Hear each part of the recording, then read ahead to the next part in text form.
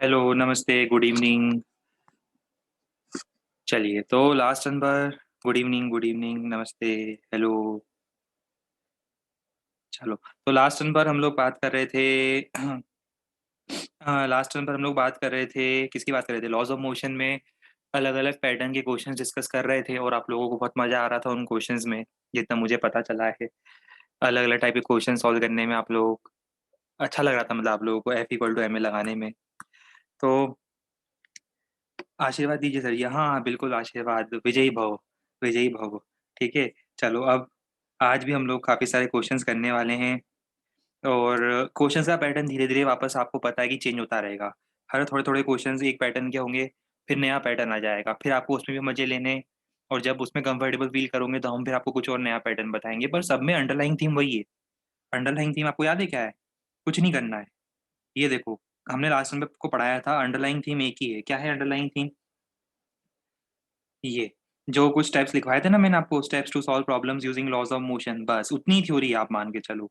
ये जो 3 थ्योरी बताई थी, 1 2 3, बस इतनी थ्योरी है। और इससे पहले मैंने आप लोगों को बताया था वो फर्स्ट सेकंड थर्ड लॉ, बस। इससे ज़्यादा आपको ना कुछ नया अप्लाई करना है। बीच बीच में कुछ एडवांस कंसेप्ट आएंगे, वो मैं आपको बताता जाऊंगा। जैसे बीच में लेमिस थ्योरम बता दिया था। जो भी आता रहेगा बीच बीच में बताता रहूंगा, जैसे लिफ्ट में जी इफेक्टिव से भी आप कर सकते हो क्वेश्चन। वो सब धीरे धीरे मैं बताते जाऊंगा आपको। अभी हाल फिलहाल हम लास्ट रन पर ये वाला पैटर्न कर रहे थे, याद है? इसी पैटर्न का एक क्वेश्चन पहले आपको और देता हूँ, फिर हम पैटर्न चेंज करेंगे। चलो, दिन की शुरुआत इसी पैटर्न से करो। क्या फाइंड करोगे? Acceleration of all the 3 blocks and tension in both the strings. दोनों स्ट्रिंग्स में टेंशन, और साथ में ब्लॉक्स का एक्सेलरेशन।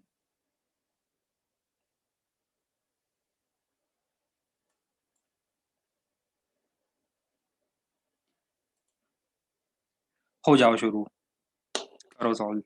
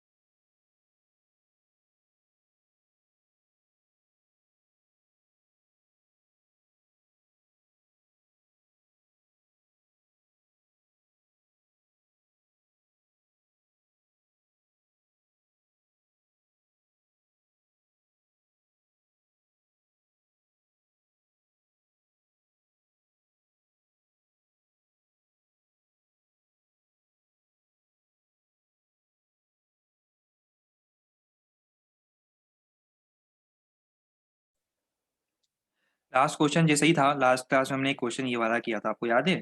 5 2 3। थोड़ा सा अंतर है बस, अब जरा सा ही वेरिएशन डाल दिया है इसमें।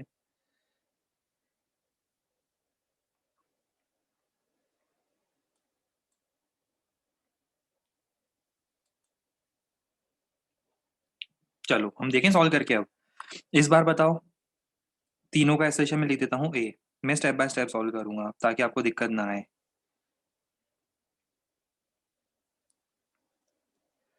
इसका एक्सेलरेशन ए, इसका भी ए, इसका भी ए। यहाँ टेंशन T1,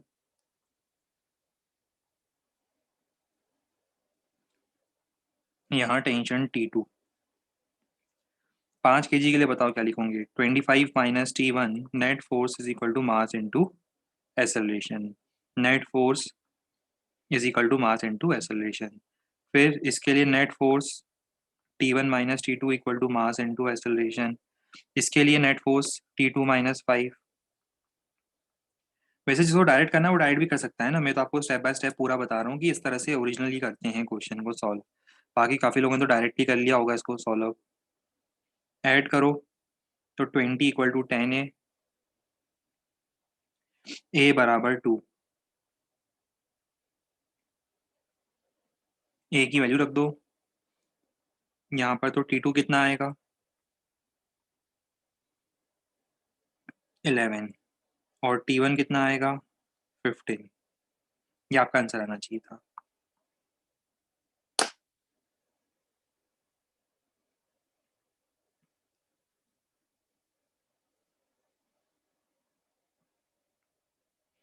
डायरेक्ट कैसे करते हैं? नहीं, अब आप नहीं बताएंगे, आप सोचो खुद डायरेक्ट कैसे करना चाहिए।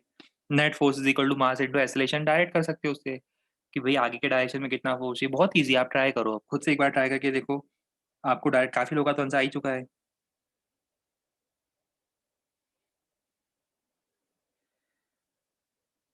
2, 11, 15 बिल्कुल सही। आओ अब पैटर्न चेंज करने का समय आ चुका है। एक काम करते हैं पहले, इससे पहले आप एक काम करो, पहले मुझे आप ये वाला क्वेश्चन सॉल्व करके बताओ,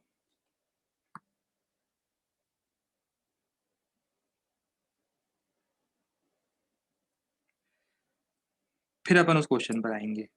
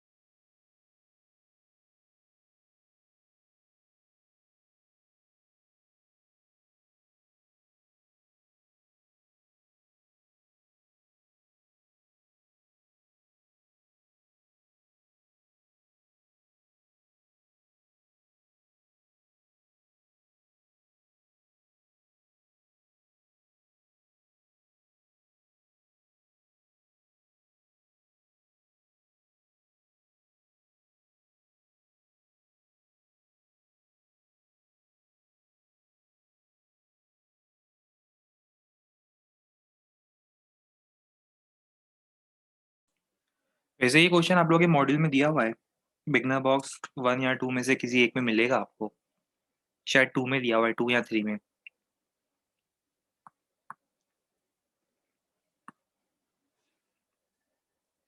कुछ लोगों का आंसर आ रहा है, ऑल्दो कन्विंसिंग आंसर नहीं आ पा रहा है। चलो कोई बात नहीं, एक काम करते हैं, सॉल्व करके देखते हैं, समझ में आ ही जाएगा सॉल्व करने पर। यार एक मिनट है ना, एप्लीकेशन में प्रॉब्लम आ रही है, मैं इसको क्लोज करके फिर से रिस्टार्ट कर रहा हूँ, ठीक है। मैं क्लोज करता हूँ, क्लोज करके फिर से रिस्टार्ट करता हूँ इसको, एप्लीकेशन को, कहीं जाना मत आप लोग।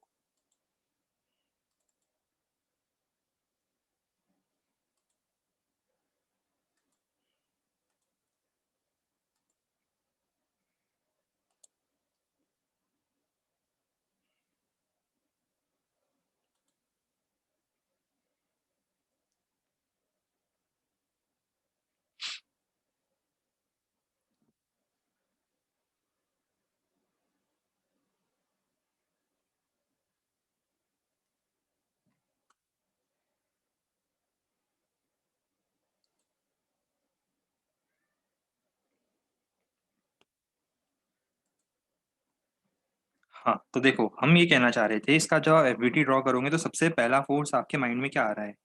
सबसे पहले स्पीयर पे कुछ और लगे ना लगे, ग्रेविटी तो लगा ही लोगे, mg। फिर दूसरा फोर्स क्या होगा? Normal reaction. फिर तीसरा फोर्स क्या होगा? ये टेंशन जो लग रहा है।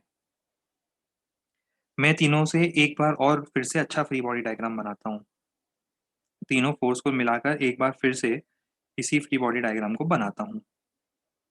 ये वर्टिकल लाइन हो गई, ये हॉरिजॉन्टल की लाइन हो गई। ये टेंशन हो गया।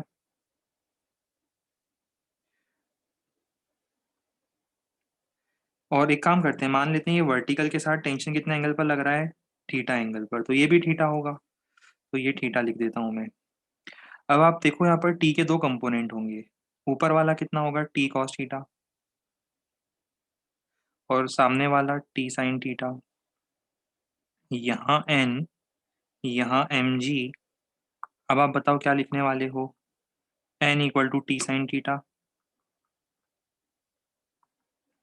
And M G equal to T cos theta.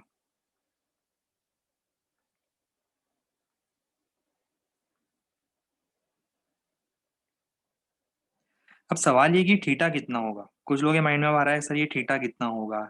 तो देखो थीटा कोई बड़ी बात तो है नहीं फाइंड करना। ये ट्रायंगल देखो जरा,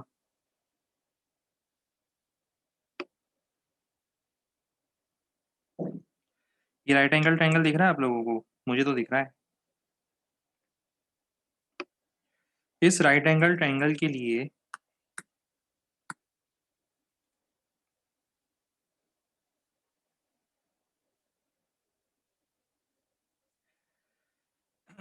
ये 5 सेंटीमीटर है रेडियस है, क्योंकि देखो ये रेडियस होगा 5 सेंटीमीटर, और ये हो जाएगा 13 सेंटीमीटर। आप सोचोगे 13 कैसे सर? तो 8 सेंटीमीटर स्ट्रिंग की लेंथ, 8 सेंटीमीटर स्ट्रिंग की लेंथ और 5 सेंटीमीटर रेडियस को जोड़ दो, तो ये ट्रिपलेट बन रहा है पाइथागोरस का, 5 12 13। सबको पता होना चाहिए, ट्रिपलेट फेमस है ये तो, 5 12 13। ठीक है। साइन थीटा कॉस थीटा की वैल्यू पता थी आपको? अच्छा, बिना ये ट्रायंगल बनाए साइन थीटा कॉस थीटा की वैल्यू पता थी? अरे वाह, गुड। कैसे पता थी साइन थीटा कॉस थीटा की वैल्यू बिना ट्रायंगल के? हम भी सीखना चाहते हैं। एक स्टूडेंट का शायद मैसेज आ रहा है कि उसे पहले से ही साइन थीटा कॉस थीटा बिना ट्रायंगल की पता था। क्या लें साइन थीटा को? 3/5, कॉस थीटा 4/5, ऐसा लें क्या? हम्म। साइन थीटा की वैल्यू जब भी कोई पूछे तो बोल देना 3/5 होती है, कॉस थीटा की वैल्यू क्या होती है? तो 4/5 होती है ना।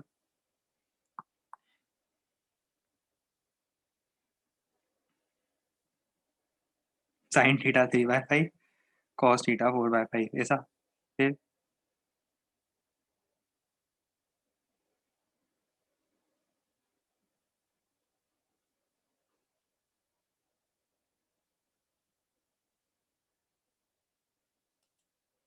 आ गया समझ में? अब क्या करूँगी? अब मैं आगे हेल्प नहीं कर रहा हूँ आप लोगों की, बस काफ़ी हेल्प हो गई। ज़्यादा हेल्प करना अच्छी बात नहीं होती है। साइन थीटा कॉस थीटा रखना, एम जी रखना, टी और एन निकल जाएगा। दो इक्वेशन है, दो वेरिएबल हैं, टी और एन निकाल लेना। बस अब मैं हेल्प नहीं कर रहा, मैं आंसर नहीं बता रहा हूँ। कैलकुलेट करने पर जो भी आपका आंसर आएगा उसे आपको फाइनल आंसर मानना है। कितना अच्छा लग रहा है, ऐसा लग रहा है बिल्कुल इंजीनियरिंग कर रहे हैं। डायग्राम वाइग्राम देखो, ऐसे कलरफुल कलरफुल डायग्राम दिखते हैं तो फील आती है इंजीनियरिंग की। लगता है हाँ, ये कुछ ही इंजीनियरिंग के डायग्राम बने हुए हैं मतलब।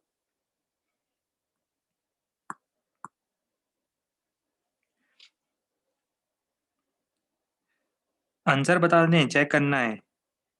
रुको, आंसर बता देते हैं। आपने पूछा है तो हम सॉल्व करके बताते हैं। देखो, यहाँ से साइन थीटा रखना, यहाँ से कॉस थीटा रखना, और सॉल्व करने पर आपका ये आंसर आना चाहिए। एक तो एन की वैल्यू ही आनी चाहिए, और टी की वैल्यू ही आनी चाहिए।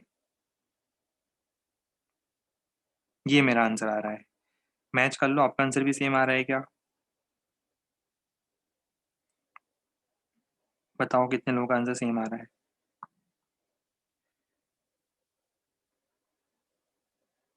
चलो, काफी लोगों का आंसर सेम आ गया। Good, very good. एक दो लोगों का आंसर गलत आ रहा है शायद। कोई बात नहीं।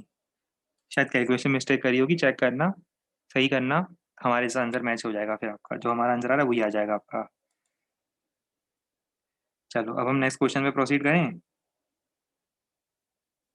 पहले एक काम करो, तीन में से मैं आपको एक क्वेश्चन कराता हूँ। तीन है, इसमें से एक करवाऊंगा, दो होमवर्क दूंगा। कौन सा करवाऊंगा? सी पार्ट करवाता हूँ, चलो। थोड़ी ज़्यादा मेहनत करवाता हूँ क्लास में, है ना। ये एक, ये दो, ये तीन ऑप्शन नहीं है क्वेश्चन के, ये क्वेश्चन के तीन अलग अलग पार्ट हैं। मतलब ये क्वेश्चन का फर्स्ट पार्ट है जो सॉल्व करना है, सेकंड पार्ट है, थर्ड पार्ट है। एक मैं क्लास में करके बताऊंगा आपको, ये वाला थर्ड पार्ट जो भी हम डिस्कस करेंगे। इसी की तरह आपको फर्स्ट और सेकंड करना है। तो पहले काम करो, क्वेश्चन पूरा लिख लो। सॉल्व करेंगे सी पार्ट, ए और बी आपको उसी तरह से सॉल्व करना है घर पे। करो ट्राई, मैं इंतजार कर रहा हूँ। समझ में आ रहा है? वो एक वर्टिकल वॉल है और एक 60 डिग्री पर दूसरी एक और वॉल है, उन दोनों के बीच में वो रखा हुआ है, वो फंस गया है दोनों के बीच में। तो कॉन्टैक्ट फोर्स पूछा है अपने से, मतलब नॉर्मल रिएक्शन फाइंड करना है।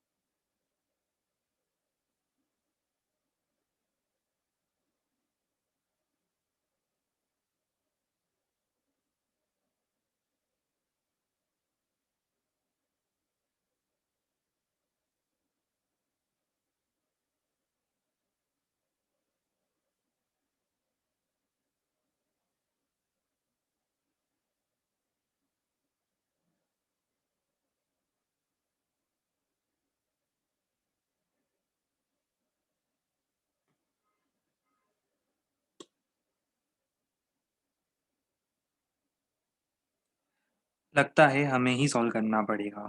कुछ लोगों ने तो वैसे तीनों पार्ट के आंसर दे दी, गुड, वेरी गुड। तीनों पार्ट के आंसर भी आए हैं काफी लोग, ऐसा नहीं है। चलो हम बात करते हैं सी पार्ट की। ये डायग्राम देखो जरा ध्यान से। इस डायग्राम में सबसे पहला फोर्स ग्रेविटी लगेगा वर्टिकली डाउनवर्ड, सबको पता है। दूसरा फोर्स क्या लगेगा? दूसरा फोर्स ये लगेगा नॉर्मल रिएक्शन N1, ये दिख रहा है जो वॉल लगा रही है, ये वर्टिकल डायरेक्शन वाली वॉल N1 लगाएगी इधर। तो मैं एक काम करूँ, फ्री बॉडी डायग्राम बनाता चलता हूँ तो कंफ्यूजन नहीं होगा, है ना बाद में। स्पीयर का वेट कितना है? 10 न्यूटन, मतलब mg दिया हुआ है 10 न्यूटन, ठीक है। चलो तो मैं एक काम करता हूँ, मैं पार्ट सी सॉल्व कर रहा हूँ, मैं फ्री बॉडी डायग्राम बनाना शुरू कर रहा हूँ। एक 10 न्यूटन यहाँ है, एक N1 हॉरिजॉन्टल है, और क्या है, और एक N2 भी तो है। ये देखो ये N2 है। ये N2 कौन लगा रहा है? देखो जरा N2 कौन लगा रहा है, देखकर बताओ। ये वाली वॉल लगा रही है N2, है ना। अब जरा एंगल बताओ ना कितना बन सकता है ये एंगल। ये एंगल बनेगा ये 60 तो ये 30, तो ये 30 है, इसका मतलब ये भी 30 डिग्री होगा। मतलब ऐसा बोल दूं कि वर्टिकल के साथ N2 30 डिग्री बनाएगा। वर्टिकल के साथ N2 जो है वो 30 डिग्री एंगल पर होना चाहिए। N2 will be at an angle of 30 degree with the vertical. तो वर्टिकल वाली लाइन के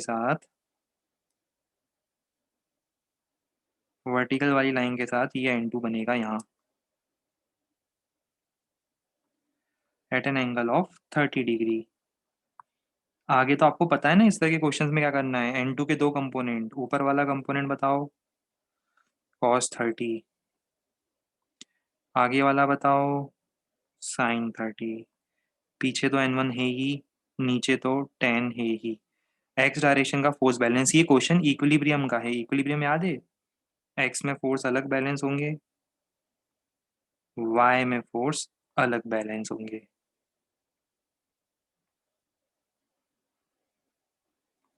सॉल्व करने पर दो इक्वेशन दो variable, you can find the value of N1 and N2, ये हमारे फाइनल आंसर आने चाहिए। लेमिस थ्योरम से करना हो तो वो भी कर सकते हो, पर इजी है, रिजॉल्व करके ही कर सकते हो।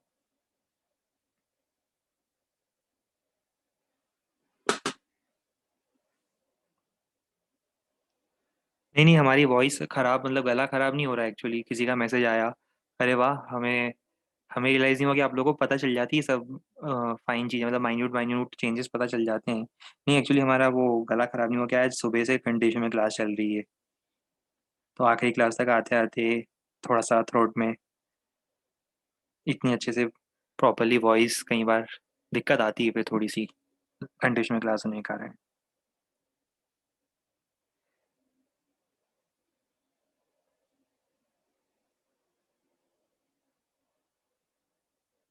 क्यों, चेंज पता चल जाता है आप लोगों को? मतलब ऐसे एकदम से चेंज पता चल जाता है, ये तो स्ट्रेंज बात है, हमें नहीं पता था।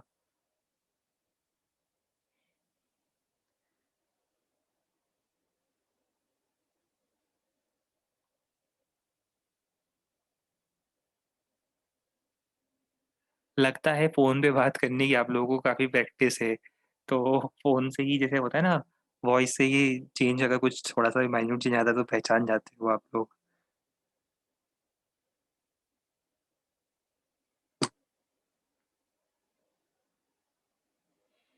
एक्सपर्ट हो आप लोग लगता है। चलो, अब इसी तरह से आप एओबी पार्ट कर लूंगे, मैं एज्यूम कर रहा हूँ, इसलिए मैं आगे बढ़ रहा हूँ नेक्स्ट क्वेश्चन पर। मुझे और भी बहुत सारे पैटर्न बताने हैं क्योंकि आप लोगों को, तो मैं रुक नहीं रहा हूँ। ये तो हो चुका था ऑलरेडी क्वेश्चन, हाँ ये जरा एक नया क्वेश्चन है। अब ये थोड़ा तीन चार क्वेश्चन, ये थोड़ा सा बोरिंग पैटर्न है, मतलब इतना मजा नहीं आएगा आपको, पर ठीक है, इसमें भी क्वेश्चन आपको मिलेंगे। एचसी में मिलेंगे, मॉड्यूल में मिलेंगे, इसलिए अपन कर रहे हैं। थोड़ा सा बोरिंग है, इतना इतना भी बोरिंग नहीं है, पर ठीक है, मजा आएगा थोड़ा सा करने में। पर पहले जितने क्वेश्चन में मजा आता था उतना नहीं आएगा, फिर थोड़ी देर बाद क्या होगा, जब हम वापस पैटर्न चेंज करेंगे तब फिर एकदम से मजा आने लगेगा। यहाँ से तो बिल्कुल एकदम से अपनी सीट से उछल के नीचे गिर जाओगे, इतना मजा आएगा आपको नेट पुलिंग फोर्स मेथड में। अभी थोड़ा सा ये पैटर्न के दो तीन क्वेश्चन हैं, कर लेते हैं अपन, ठीक है। समझ लेते हैं इस पैटर्न को भी, बीच में एक पैटर्न आ गया है तो समझ लेते हैं इसको। देखो, इस बार हमने आपको स्ट्रिंग नहीं दी है, स्ट्रिंग और रोप में अंतर समझो पहली बात तो। अब आपको आपको ये समझ में आना चाहिए स्ट्रिंग और रोप में अंतर क्या है। स्ट्रिंग होती है थिन, जो अभी तक हम यूज कर रहे थे, मासलेस मान सकते हो आप उसको, ऑलमोस्ट मासलेस, बहुत कम वेट, लाइट वेट, मासलेस। रोप होती है थिक और उसके पास होता है मास। अब रोप में क्या होता है, क्योंकि उसके पास मास होता है ना, तो हर पॉइंट पर टेंशन अलग अलग होता है, टेंशन की वैल्यू चेंज हो सकती है। स्ट्रिंग क्या होता है, इतनी थिन होती है कि आप ये मान के चलो कि हर पॉइंट पर ऑलमोस्ट सेम फोर्स होता है। पर रोप में क्या होता है, मास होने के कारण कुछ फोर्स को बीच में गायब करना शुरू कर देती है। ठीक है, चलो अब हमें फाइंड क्या करना है, find the value of tension in the rope at a distance x from end B. एक क्वेश्चन में सॉल्व करके बताऊंगा, बाकी आप कर लेना। देखो क्वेश्चन का मीनिंग क्या है, इमेजिन करो इस तरह से एक सीलिंग है घर के ऊपर, यहाँ पर एक सीलिंग है आपके घर के ऊपर, और उस पर मैंने एक बहुत हैवी चेन, हैवी रोप मान लो, हैवी चेन मान लो, वो हैंग कर दी। और ये दिया हुआ है कि उसका मास m है, लेंथ l है। देखो साइड में लिखा है मैंने, मास m है, लेंथ l है। मतलब ये जो रोप हमने हैंग करी है, इसका टोटल मास है m, टोटल लेंथ है l। आपको फाइंड पता है क्या करना है, आपको फाइंड करना है कि यहाँ से x डिस्टेंस पर, ये जो पॉइंट दिख रहा है आपको एंड बी से x डिस्टेंस पर एक पॉइंट दिख रहा है यहाँ पर, इसमें इस पॉइंट पर टेंशन कितना होगा, इस पॉइंट पर रोप में टेंशन कितना होगा। देखो कितना मजा आएगा इसको जब सॉल्व करोगे इस मेथड से। काम करो, यहाँ टेंशन फाइंड करना चाहते हो ना, तो टेंशन फाइंड करने के लिए आप एक काम करो। क्या काम करोगे, सिर्फ इतने पोर्शन को देखो, सिर्फ इतने पोर्शन को देखो,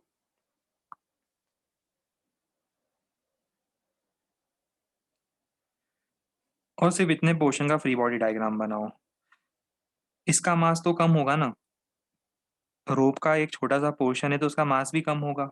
मुझे बताओ सिर्फ इस पोर्शन को जिसको मैं देख रहा हूँ, उस पर सबसे पहला फोर्स क्या लगेगा, उस पर सबसे पहला फोर्स लगेगा स्मॉल एम जी। सिर्फ उतने पोर्शन को देखो जितने को मैं दिखा रहा हूँ। मास कम है तो स्मॉल एम जी लगेगा, कैपिटल एम जी नहीं लगेगा। दूसरा ये है कि अगर इसको मैं कट कर दूंगा तो ये नीचे गिर जाएगा। पर गिर क्यों नहीं रहा है अभी नीचे, क्योंकि उस पॉइंट पर ऊपर वाली रोप ने उसे अपनी तरफ खींच के रखने की कोशिश करी होगी। ये देखो, ऐसे तो गिर जाना चाहिए था ना उसको फिर नीचे। अब वो गिर क्यों नहीं रहा है, ये बताओ आप मुझे। वो जो नीचे वाला पोर्शन है वो ऊपर वाले रोप के साथ अटैच्ड क्यों है, क्योंकि उस पॉइंट पर, जिस पॉइंट की हम बात कर रहे हैं, उस पॉइंट पर ऊपर की जो रोप है उसने इसको अपनी तरफ खींच के रखा है। मतलब अगर हम इसका फ्री बॉडी डायग्राम एक और बार अलग से बनाऊं तो शायद आपको ज्यादा अच्छे से क्लियर होगा। देखो सिर्फ इतने ही पोर्शन को बना रहा हूँ मैं, इतने ही पोर्शन को मैं अलग से बना रहा हूँ, और इतने ही पोर्शन पे दो फोर्स लगाएंगे अपन। पहला लगाएंगे एम जी, दूसरा लगाएंगे टी।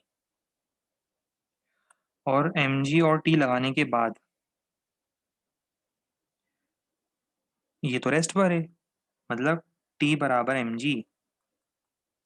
अब मुझे बताओ स्मॉल एम कितना होगा, पता है स्मॉल एम कैसे निकालेंगे, मास per unit length into length. ये पता है ना आपको, बचपन में यूनिटरी मेथड यूज करते थे। एल लेंथ का कैपिटल एम मास है तो एक्स लेंथ का कितना होगा, तो पहले यूनिट लेंथ का निकालते थे, यूनिट लेंथ का होगा एम बाय एल, फिर बोलोगे एक्स लेंथ का कितना होगा तो उसको मल्टीप्लाई कर दोगे। वैसा किसी को डाउट हो तो बता देना फिर भी, वैसे होना नहीं चाहिए बट अगर डाउट हो तो बता देना, उसे क्लास से बाहर निकाल देंगे। डरना मत। यहाँ से टी कितना आएगा,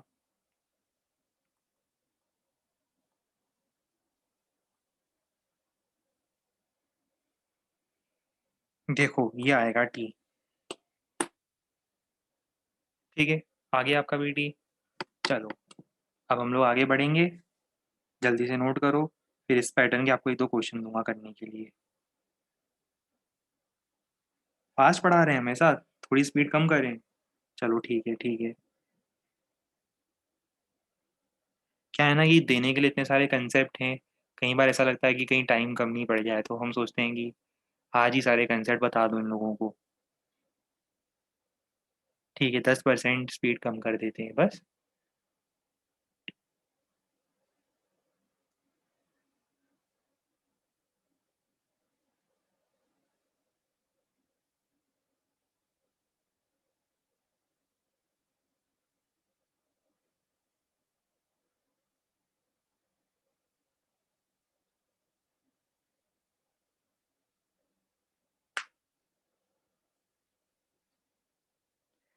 हाँ, अब यहाँ से आप देख सकते हो x के डायरेक्टली प्रोपोर्शनल आ रहा है, मतलब जितना पॉइंट ऊपर जाएगा, सेम रोप में आप ऊपर जाते जाओगे तो आपको ऊपर वाले पॉइंट पे ज़्यादा टेंशन मिलेगा, क्योंकि उसे नीचे ज़्यादा वेट को बैलेंस करना है, ज़्यादा वेट है उसके नीचे और। तो हम जितना ऊपर जाते जाएँगे, उतना टेंशन बढ़ता जाएगा।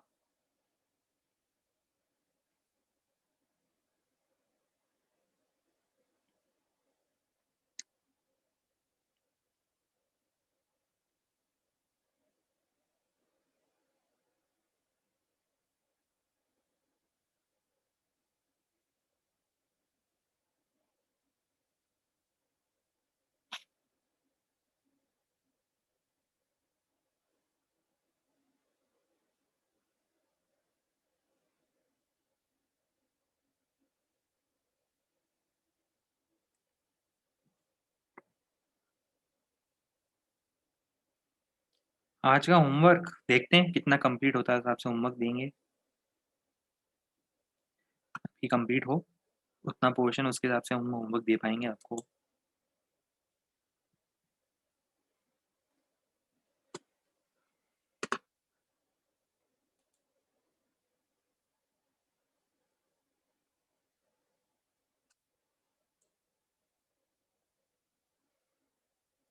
नहीं भई, हम किसी के मैसेज को इग्नोर नहीं करते। आप एक्चुअली प्रॉब्लम समझो कि सबके मैसेज इतने सारे आते हैं कि हम सेलेक्टिवली कुछ मैसेज का रिप्लाई कर पाते हैं। जैसे आपका क्वेश्चन अब हम पढ़ के बताते हैं, इसका मीनिंग आप हमें खुद बताना कि इसका मीनिंग क्या था।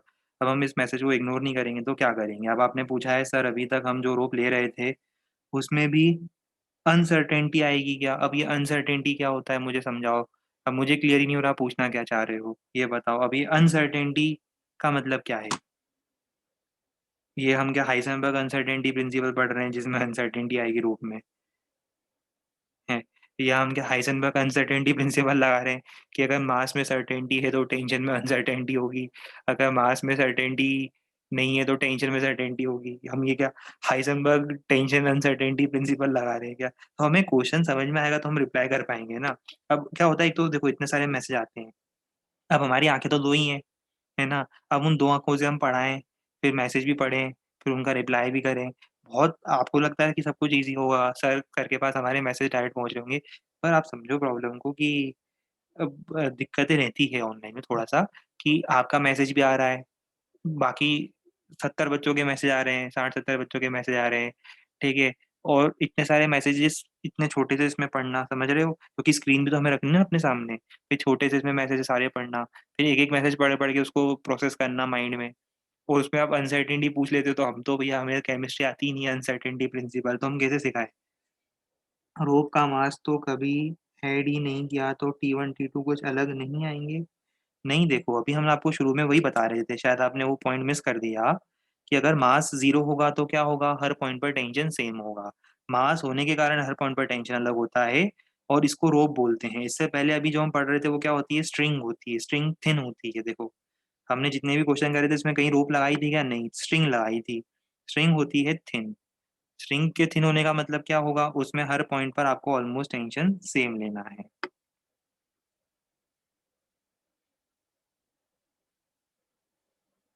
अब क्लियर है ये?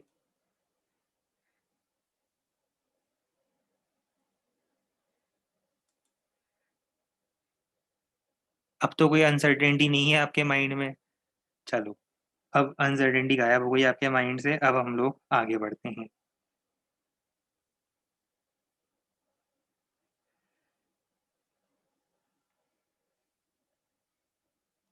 Repeat the previous problem, repeat the previous problem. इस बार रोप हॉरिज़ॉन्टल है, ध्यान रखना, वर्टिकल नहीं है और मैं आगे खींच रहा हूँ, एफ फोर्स लगाकर।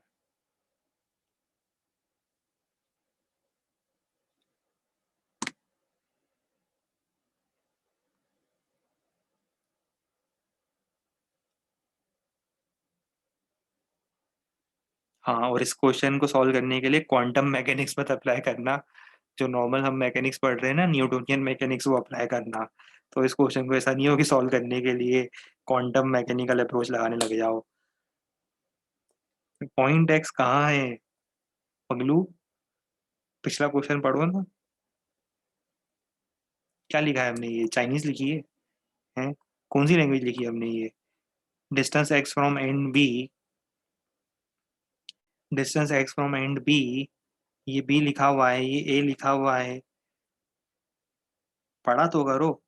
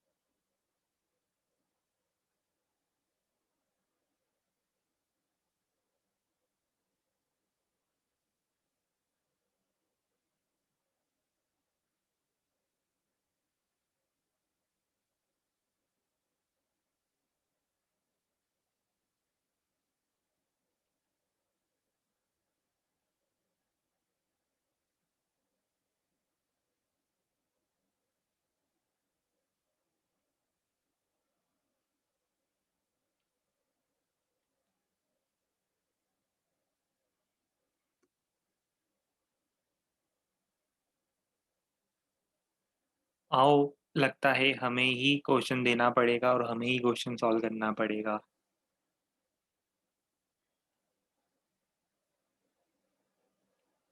आओ हम सॉल्व करें। देखो, सबसे पहले क्वेश्चन को सॉल्व करने से पहले इस पूरे रोप को एक मानो। कोई मुझे बता सकता है इसका एसोलेशन कितना होगा? अगर इसको पूरे को एक मानता हूँ तो इसका एसोलेशन कोई है जो मुझे बता सकता हो कि इसका एसोलेशन कितना होगा?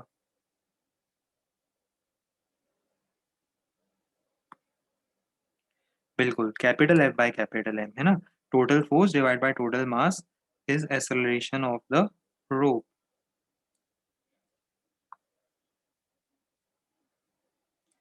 चलो, ये एक्सेलरेशन आ गया। अब आगे स्टोरी इंटरेस्टिंग हुई। आपसे कहा गया है कि पॉइंट बी से एक्स डिस्टेंस पर यहाँ पर रोप में टेंशन बताओ। तो एक काम करो ना, जिसे भी हमने थोड़ी देर पहले किया था, सिर्फ इतने पोर्शन को अलग से एनालाइज करो। सिर्फ इतने पोर्शन को अलग से एनालाइज करो। ये दिख रहा है, ये पोर्शन में इसको हाईलाइट कर देता हूँ।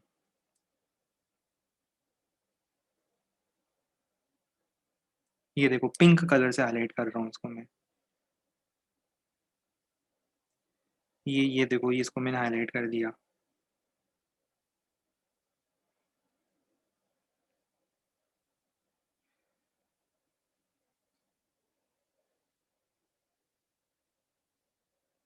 चलो बताओ, ये पोर्शन वैसे तो कहीं नहीं आना चाहिए था, पर आगे क्यों जा रहा है?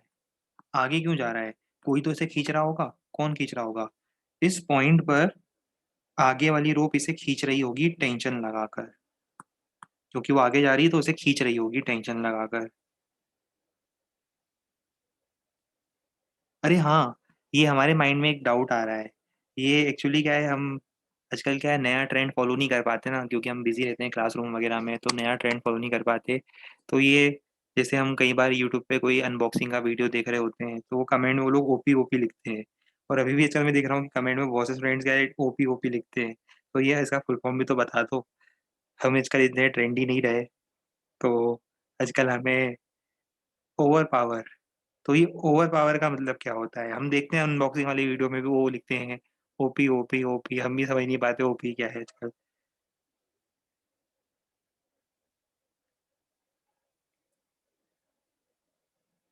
अच्छा, ओपी मतलब खतरनाक, ओके।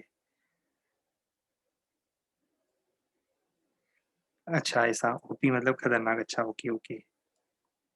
चलो, हमें याद रहेगा, ओपी मतलब डेंजरस। ठीक है। तो हाँ, हम ये बात कर रहे थे, हैं, ये सब नॉलेज रहता है, पूरा नॉलेज रहता है इसका। पर अभी जरा स्ट्रिंग में टेंशन पूछ लेंगे, हैं, जब जब स्ट्रिंग में भी टेंशन पूछेंगे, रोप में टेंशन पूछेंगे, तो अभी ओपी हो जाता है एकदम से, है। तब ओपी ओपी हो जाता है एकदम से। और ऐसे सब पता रहता है।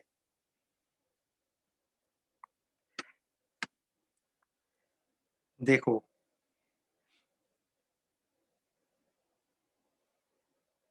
सिर्फ इस पोर्शन को देखो जिसको हमने 3-4 बार अलग अलग कलर कर दिया है। ठीक है, हर बार हमने इसको अलग अलग कलर करा है, पहले ब्लू था फिर पिंक हुआ, अब ब्लैक हो गया, वो देख लो उसको ध्यान से।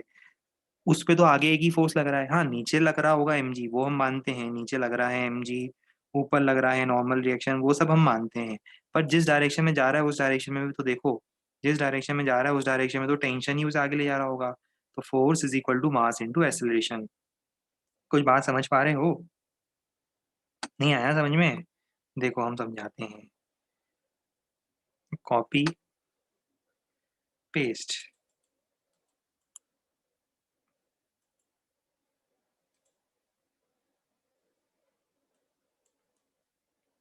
भाई एक तरफा मजा ही आ गया, जब से टेक्नोलॉजी आई हमारे जीवन में मजा ही है, कुछ अलग आ गया है ना? ओपी हो गया है, टेक्नोलॉजी के आने से लाइफ बिल्कुल ओपी हो गई है ना? हाँ, टेक्नोलॉजी भी ओपी, लाइफ भी ओपी, सब कुछ ओपी हो गया है। ठीक है, अब देखो सिर्फ उस पोर्शन का फ्री बॉडी डायग्राम देखो जो हमने बनाया है। ठीक है, चलो अब इसका फ्री बॉडी डायग्राम समझ में आ गया। फ्री बॉडी डायग्राम के बाद देखो फोर्स इज इक्वल टू क्या लिखूंगा मैं? Force is equal to mass into acceleration. तो बस इसका मास बता सकते हो कितना होगा? इसका मास होगा, कितना होगा इसका मास? कुछ अंदाजा है? कुछ कैलकुलेट करके बता सकते हो उसका मास कितना होगा? हम बता देते हैं, m/l, मास पर यूनिट लेंथ इंटू इसकी लेंथ। इसको उठा के यहाँ रखो, इसको उठा के यहाँ रखो, यहाँ से टेंशन आएगा,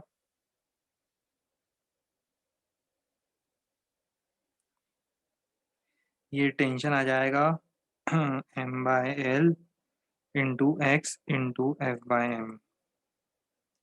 कितना आएगा? यहाँ से यहाँ आ जाओ, Fx/l। स्पेशल केस वगैरह कर सकते हो, जैसे रोप के सेंटर पे टेंशन निकालना हो, रोप के एंड ए पर निकालना हो, बी पर निकालना हो, वो सब आप निपटा लेना।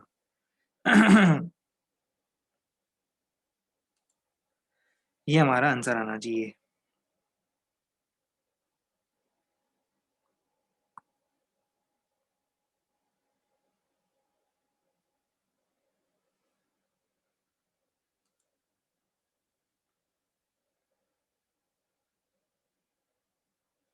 हम भी क्या है 3-4 बार यूज करेंगे ना ओपी, तो हमें भी प्रैक्टिस हो जाएगी।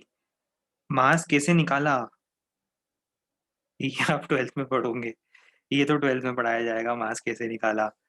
अभी हम कोशिश करते हैं 11th में पढ़ाने की आपको, बाकी ट्वेल्थ में पढ़ोगे। देखो 10 मीटर रस्सी 50 किलो की, तो 3 मीटर रस्सी कितने किलो की?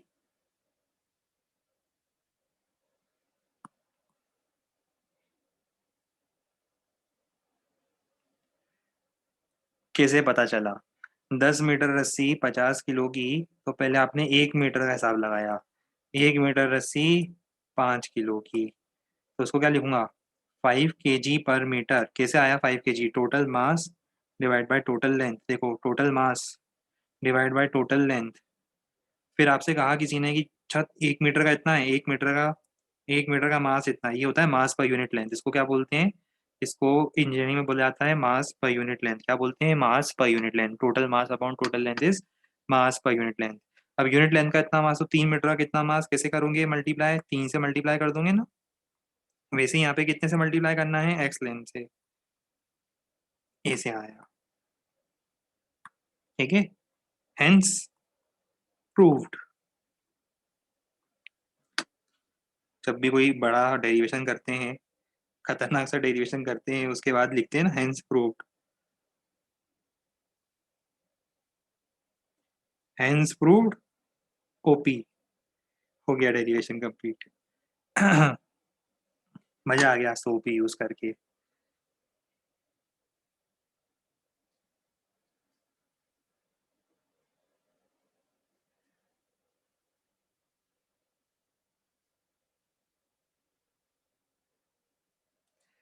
चलो, तो अब इस क्वेश्चन का भी ओपी कंप्लीट कर दिया अपन ने।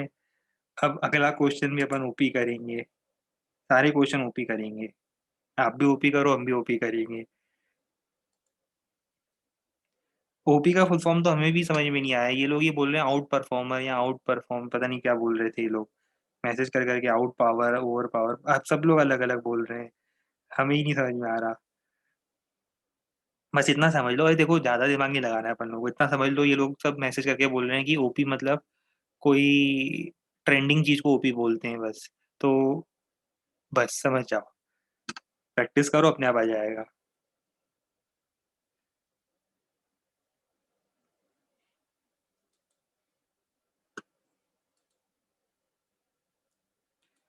समझ रहे हो, इस बार पिछला क्वेश्चन जैसा ही है, बस आगे F1 लगाया है, पीछे F2 लगाया है। रिपीट द प्रीवियस प्रॉब्लम, परेशान मत करना। प्रीवियस प्रॉब्लम जल्दी से रिपीट करना, फिर हम आपको पैटर्न चेंज करके देंगे, नए क्वेश्चन देंगे कुछ।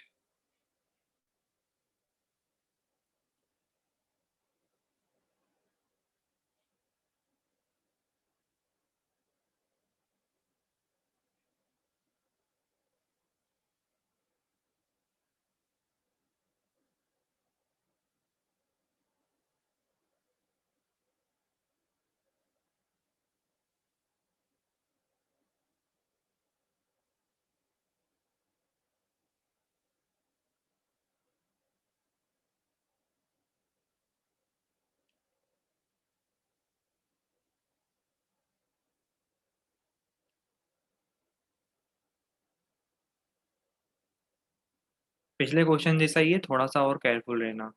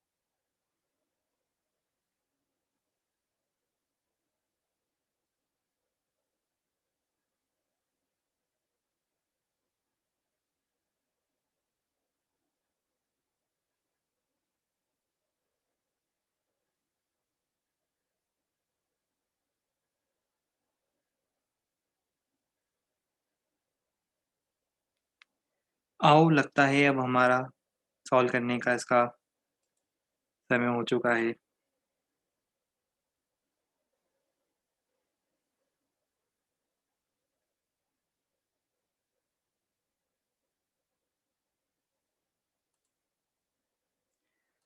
आंसर तो सॉल्व करके ही पता चल पाएगा। देखो, सबसे पहले स्टेप में आपको याद है हमने क्या करा था?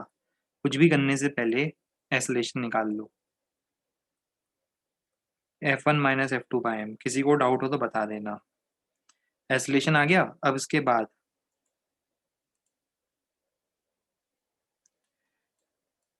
जीवन की एक तरफा मजे तो इसी में है, देखो। एक तरफा मजे हैं जीवन के इसमें। ये देखो, मजा ही आ गया बिल्कुल। उतने पोर्शन को देखो जितने का हम एफबीडी बनाना चाह रहे हैं। लाओ, मैं आपको इसका एफबीडी बना के बताता हूँ। पूरा पूरा डायग्राम देखो कितनी बार बनाता हूँ मैं आप लोगों के लिए। पीछे लग रहा है F2, आगे लग रहा है T, और जा रहा है वो आगे। तो बताओ क्या लिखूंगा इसके लिए, मैं क्या लिखूंगा, और इसका मास है स्मॉल m, इसका मास है स्मॉल m। जरा हेल्प करो। Net force in forward direction is equal to mass into acceleration. तो T कितना हो जाएगा, F2 प्लस m है। अब बताओ मुझे कि F2, तो ठीक है, m कितना है, ये पढ़ा है m इतना, मैंने अभी बताया था थोड़ी देर पहले किसी को। और a कितना है, a मतलब एक्सेलरेशन, एक्सेलरेशन कितना है, अभी ऊपर निकाला है, देखो ऊपर देखो, स्क्रीन पर ऊपर देखो, ये निकाला। इसको सॉल्व करो, m से m cancel, x F1 minus F2 by L।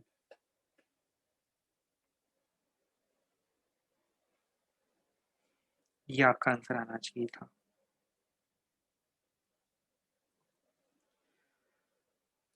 ठीक है,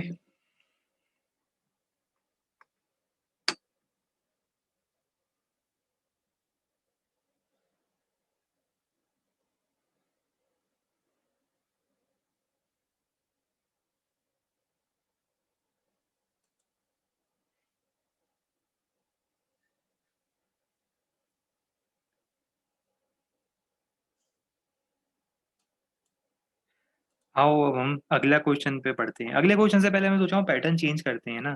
तीन चार पैटर्न हो गए अब इसके, अब आपको समझ में तो आएगी यार क्या करना है। अब मेरे ख्याल से इतनी प्रैक्टिस हो गई है कि अब कभी इस टाइप का क्वेश्चन आएगा। डाउट है, पूछो पूछो, क्या डाउट है, बताओ बताओ, क्या डाउट है, पूछो पूछो। रुक जाओ सब लोग, एक स्टूडेंट को डाउट है, रुक जाओ, कोई कहीं नहीं जाएगा। हाँ भाई पूछो, हम वेट कर रहे हैं आपके मैसेज का, जल्दी से। 30 सेकेंड दे रहे हैं, तब तक हम भी वाटर ब्रेक लेते हैं। नहीं नहीं, शास्त्री जी को डाउट नहीं है। अरे शास्त्री जी ने नहीं पूछा है डाउट भाई। आप लोगों को ऐसा क्यों लगता है कि कोई भी डाउट तो शास्त्री जी डाउट पूछते होंगे, ऐसा नहीं है। शास्त्री जी ने हमें मैसेज, हमें तो पता ही नहीं आज वो आए भी हैं क्लास में, नहीं आया, उनका मैसेज ही नहीं आया काफी देर तक। हाँ हाँ प्रेजेंट है, उनका मैसेज आ गया।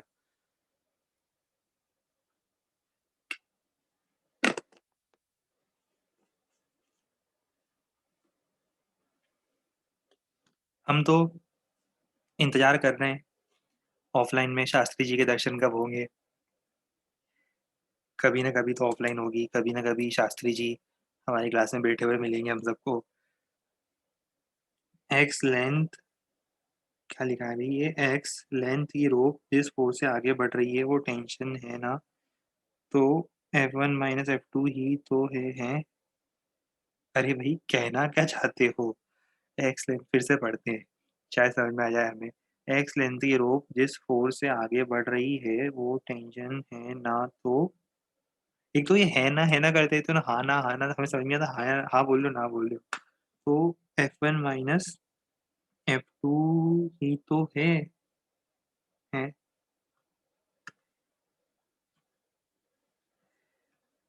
ये कैसा ओपी डाउट पूछा है आपने, ऐसा ओपी डाउट पूछा है कि हम ही समझ में नहीं आ रहा कैसा ओपी डाउट पूछा है। डाउट भी ओपी ओपी पूछते हो। टेंशन ये देखो, ए और बी के बीच में जितना हमें समझ में आ रहा है, आप पूछ रहे हो कि ए और बी के बीच में, कि टेंशन हम बता दें, ए और बी के बीच में टेंशन हर पॉइंट पर अलग अलग होता है। ए पॉइंट पर देखोगे तो F1 है, ए पर देखोगे तो टेंशन F1 होगा, बी पर देखोगे तो टेंशन F2 होगा, और इन दोनों के बीच में जो टेंशन होता है वो हमने निकाला है। F2 क्यों नहीं लिखा टी के साथ में, कहाँ नहीं लिखा टी के साथ में F2, लिखा तो है ये, टी इक्वल टू F2 साथ में तो लिखा है, ये देखो T equal to F2 plus ये। और कितना साथ में लिखे उसको।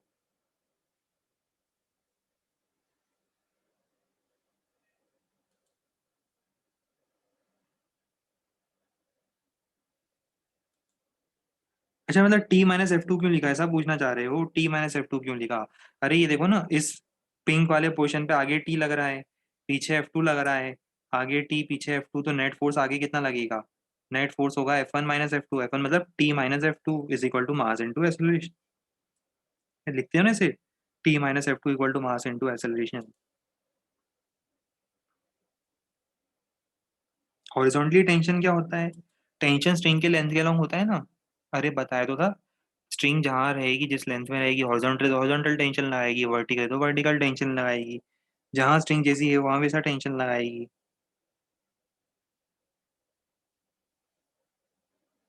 सबको क्लियर है? अब से क्लियर होने पर ओके की जगह हम लोग ओपी यूज करेंगे।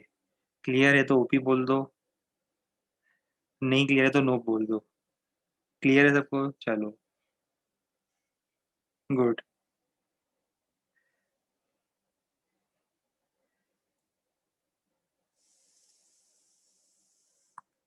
चलो, सबको क्लियर है। ये ओप्पो इसीलिए कंपनी ने ऐसा नाम इसलिए रखा है क्या, ओपीपीओ, ऐसा कुछ कंसेप्ट था क्या ओप्पो का नाम रखने का? वो जो ओप्पो मोबाइल के कंपनी के मोबाइल आते हैं, कुछ ये कुछ ऐसा रीजन वीजन तो कुछ नहीं है ऐसा?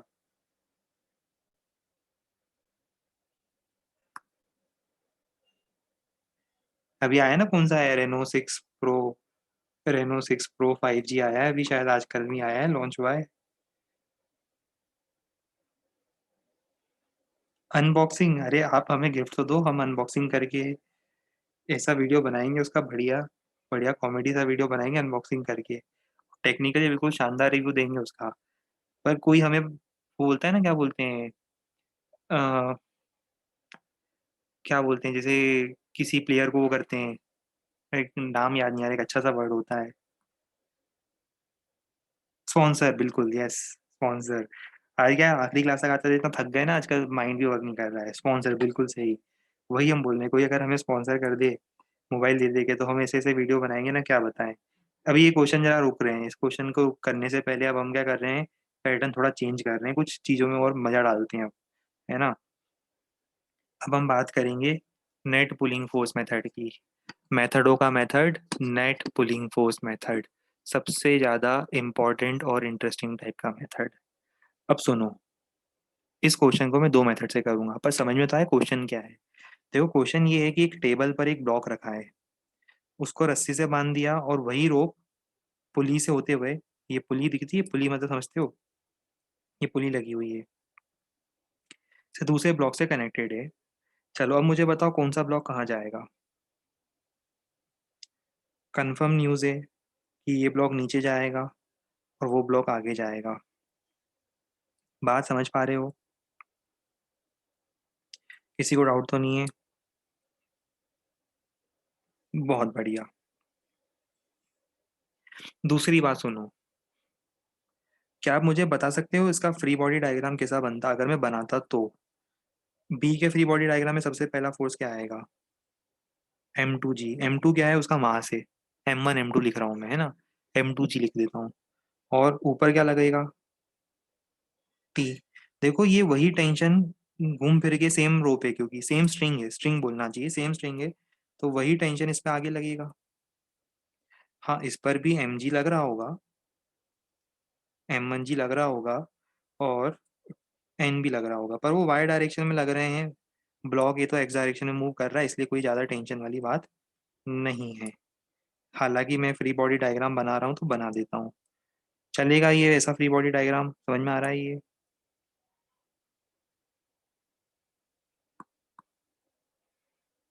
चिंता मत करो, हम बना ही देते हैं ना फ्री बॉडी डायग्राम आपके लिए। कितना ही टाइम लगेगा हमें फ्री बॉडी डायग्राम बनाने में, बताओ। ये लो, free body diagram of A, method 1 नीचे लिखता हूँ, चलो मैं थोड़ा स्पेस दे के लिखता हूँ। Free body diagram of block ए, नहीं ऊपर ही लिखते हैं ना, सामने मेथड देखोगे तो क्लियर होगा आपको। ये मेथड 1 है।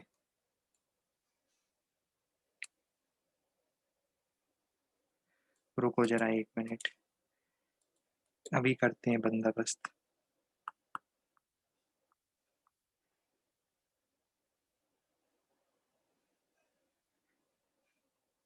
हर चीज का सॉल्यूशन है हमारे पास।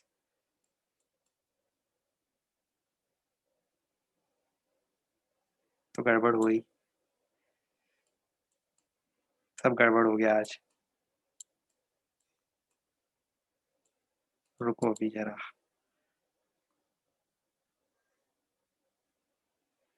हाँ तो ये देखो, ये फ्री बॉडी डायग्राम बनाया हमने किसका?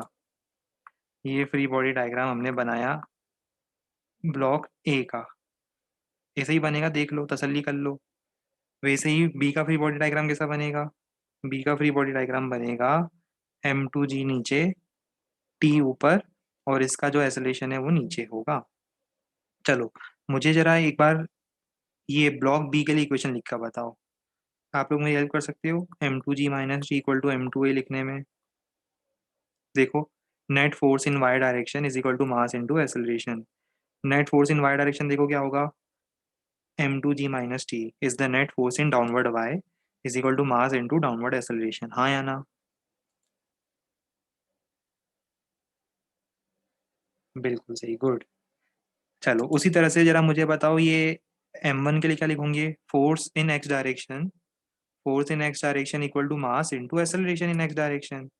Force in X direction equal to mass into acceleration in X direction. तो देखो, force in X direction is equal to mass into acceleration in X direction. अब एक मजेदार काम करते हैं, दोनों को ऐड कर दो। तो जब दोनों को ऐड करेंगे तो ये इसको लेके भाग जाएगा, तो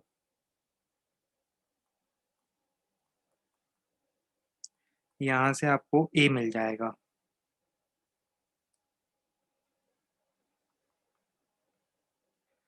पहले ये मेथड जल्दी से कॉपी में नोट करो, फिर मैं दूसरा मेथड बताऊंगा इसका।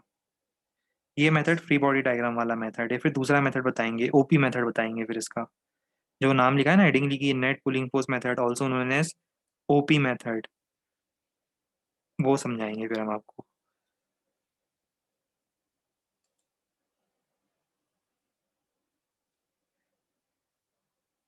अगर बी का मास ज्यादा होगा तभी वो नीचे जाएगा, ऐसे नहीं जाएगा ऐसा। बालक बल्लू, बी का मास अगर कम हुआ तो क्या ये पीछे चला जाएगा? फ्रिक्शनलेस टेबल पर, अभी फ्रिक्शनलेस टेबल पर अगर बी का मास कम हुआ तो क्या ए पीछे चला जाएगा? अगर ए का मास ज्यादा हुआ तो ए पीछे भाग जाएगा क्या? रेस्ट में नहीं रहेगा। आप एक काम करना, ट्राई करना, आपका मोबाइल लेना, उसको रस्सी से बांधना, पुली से पास करना, और मोबाइल से भी आधा मास रखना। यहाँ पे मोबाइल के मास से भी आधा मास रख के देखना, और देखना एंड रिजल्ट क्या होता है, और मुझे वीडियो रिकॉर्ड करके सेंड करना।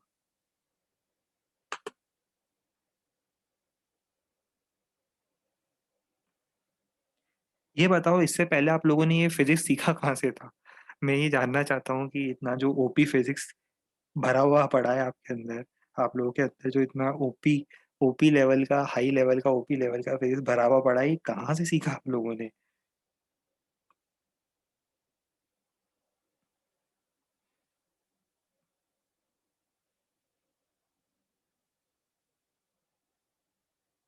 मुझे ऐसा लग रहा है कि ये मूवी देख देख के सीखते हो ये आती है ना हिंदी मूवीज, ये साउथ हिंदी मूवीज, और ये पता नहीं क्या क्या आती है उनमें, वो फिजिक्स सिखाते हैं रोज।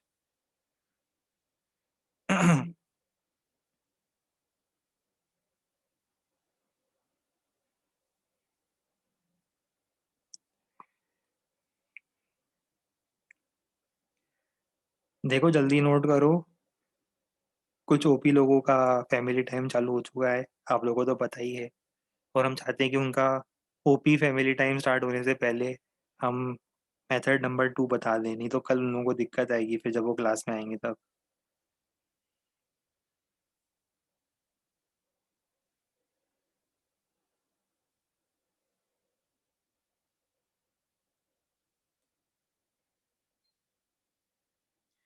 नोट कर लिया? चलो, अब हम आपको इसका ओपी मेथड बताएंगे। देख के बिल्कुल एकदम से मजा आ जाएगा आपको बिल्कुल। उससे पहले मैं आपसे एक क्वेश्चन पूछना चाहता हूँ। क्वेश्चन ये है, क्या आप लोगों को ये क्वेश्चन क्लियर हो गया था जब हमने क्लास में डिस्कस किया था? कोई अगर आपसे इसका एक्सेलरेशन पूछता है तो क्या आप डायरेक्ट बता सकते हो इसका एक्सेलरेशन? कोई अगर आपसे इसका एक्सेलरेशन पूछता है तो डायरेक्ट बता सकते हो? कैसे बताते हो? Total force divide by total मास। ठीक है। चलो, अगर मान लो इसी क्वेश्चन में मैं आपसे बोलता कि इसका मास M2 है, इसका मास M1 है, और यहाँ फोर्स लगा रहा हूँ मैं F।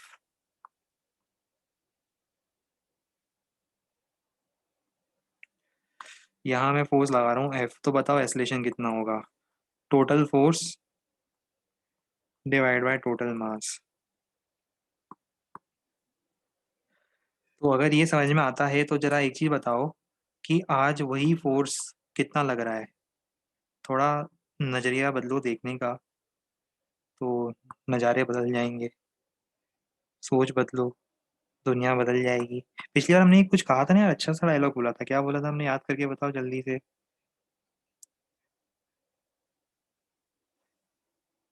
याद आ रहा है कुछ? हाँ, फ्रेम ऑफ रेफरेंस बदलो, एक्सेलेरेशन बदल जाएगा, बिल्कुल सही। पर ये थोड़ा ना बोला था हमने। हम भी भूल गए।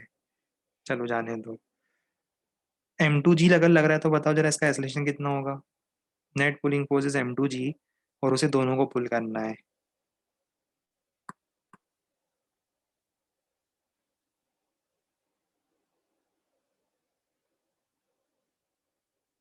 समझ में आ रहा है कुछ? अब जरा इसी एक्सेलेरेशन को देखो, आपने ये अभी तो लिखा है, यही तो लिखा है आंसर में, जरा ध्यान से देखो, आपने आंसर में यही तो लिखा है। इतना सॉल्व करने के बाद आपका आंसर कुछ अलग थोड़ा ना आया है। ये देखो। और आना भी तो चाहिए, क्योंकि देखो ध्यान से, भाई पूरे डायग्राम को ध्यान से देखो, कौन खींच रहा है इस पूरे सिस्टम को? इस पूरे सिस्टम को कौन है जो खींच रहा है? ब्लॉक बी पे लगने वाला ग्रेविटी है जो दोनों को खींच रहा है। कितना मास खींचना है इसे? इन दोनों का मास खींचना है इसे।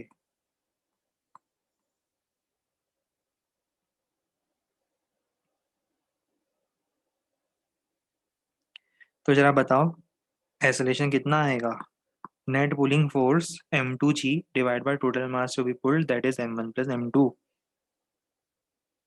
नहीं आया ना समझ में? क्या आ गया? आ गया समझ में? बहुत बढ़िया।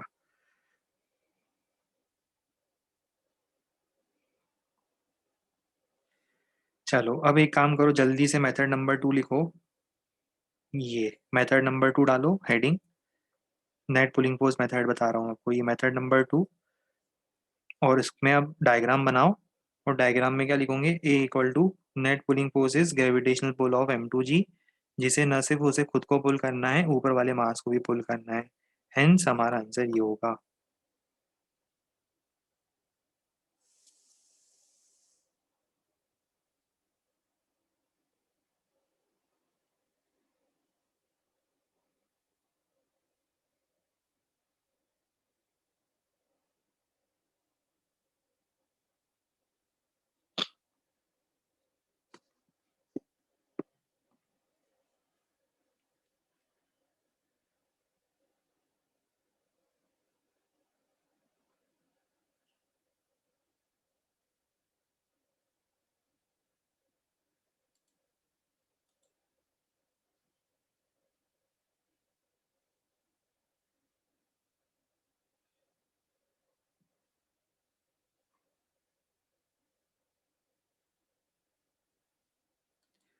डन।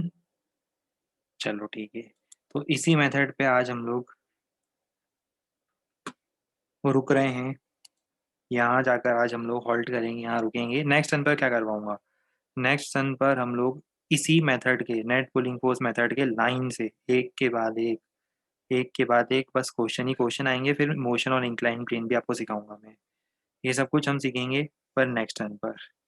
ठीक है, ये सारी चीज़ें डिस्कस होगी नेक्स्ट टर्न पर। चलो तो इसको आज यहाँ पे पॉज कर रहे हैं, आगे कंटिन्यू करते हैं। Good bye, tata, take care.